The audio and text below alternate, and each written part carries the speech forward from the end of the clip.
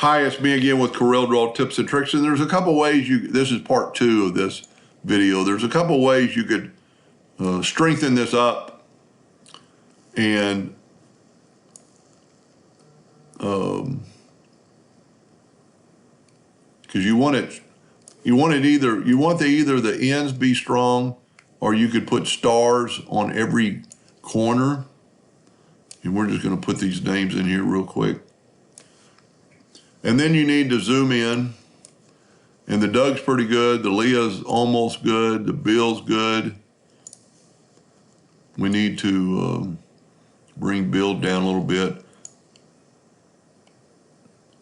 Doesn't have, I don't think every letter. And then if it just doesn't fit, make Mary a little bit bigger. Maybe a little bit bigger yet. And maybe make Bill a little bigger. You just want it on the outside. Now, all this is a group. So what we're going to do, we're going to set our nudge distance. This thing is almost 11 inches. So we're going to set our nudge factor on 12. And we're going to nudge this out of the way. We're going to take our names, and they're still a text, so we need to convert them to a curve. Then we can put this back. And now let's try to weld them. Sometimes it works, sometimes it doesn't. And it did. It looks pretty good. Now what I would do in this situation, and I've done this, it all depends. If you're going to paint this, you really can't do anything more to it. But if you're going to just leave it as wood. So we're going to make a complete copy, Control D, and make a duplicate. Move over here. And now let's weld this. And we got our outlines of names.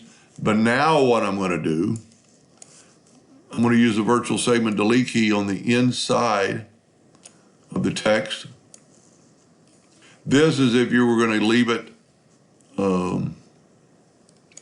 as natural wood.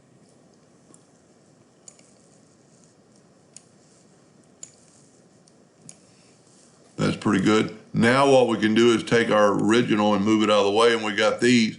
Select them all, double click on them, go to something. I like points. I'm using somebody else's file.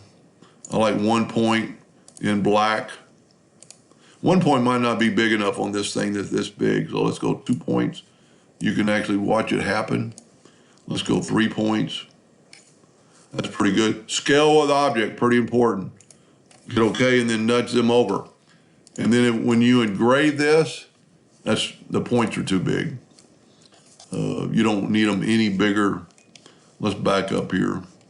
Let's make them 1.5 points. Grab them all and put them in there. And then it'll look a lot more like this than that. And I don't like the Mary being bigger. There's a lot you could do with that. I could move the lines up and down before you put the stars on. Another way, a neat tree without names, and then the person who originally posted this had 2020, and you could very easily do the same thing with 2020, either right here or right here. This is going to be a little fragile, so you could take a star and put a star up there. This, even though we made it pretty big, that's a pretty fragile little point. Grab your shape tool and just move this down a little bit. Move that node in, make it a little bit, and you could always use your smoothing tool. Now I need to make this like 2 inches. And you could always smooth out that joint. Make it just a little bit stronger.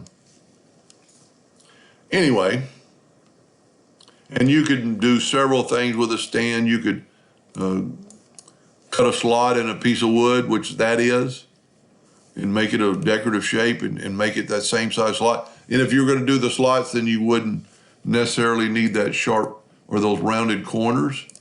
And that's very easily fixed just by, let's zoom in here, you could actually delete these 2 nodes.